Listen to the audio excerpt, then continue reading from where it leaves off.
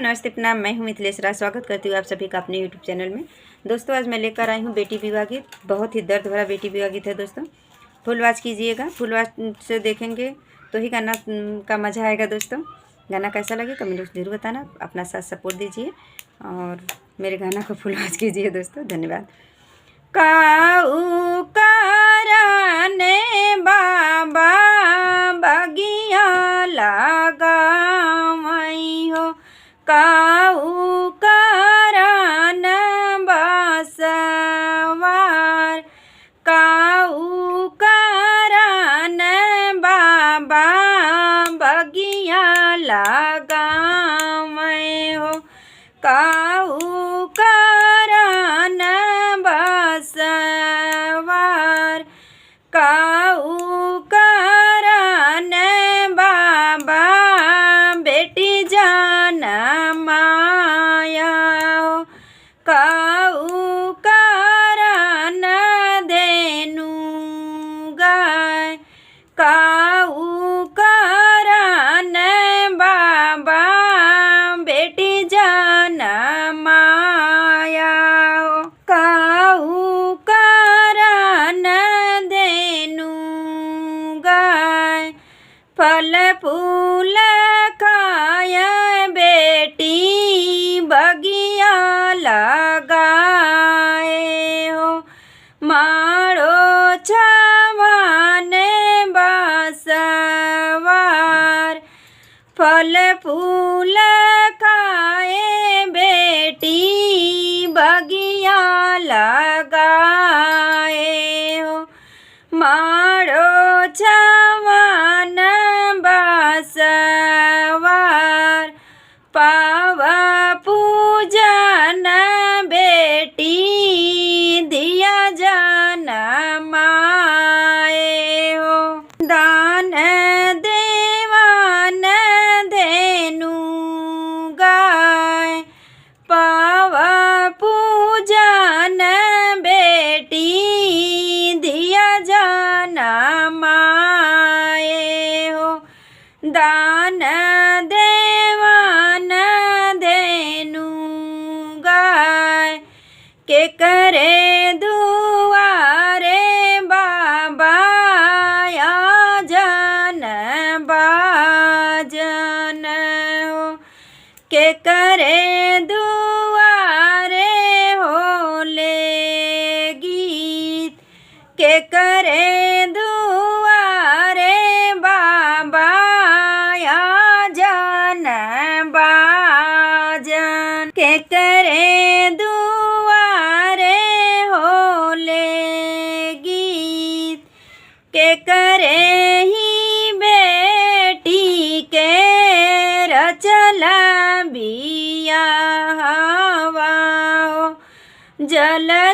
जलसाउला के करे द्वार, के करे ही बेटी के रचल बिया हवा हो, जलसा उठेला के करे द्वार, हमरे दुआरे बेटी आ जन बाजन हो, हमरे दुआरे हो ले गीत, हमरे दुआरे बेटी आ जन बाजन हो, हमरे दुआरे हो ले गीत, हमरे ही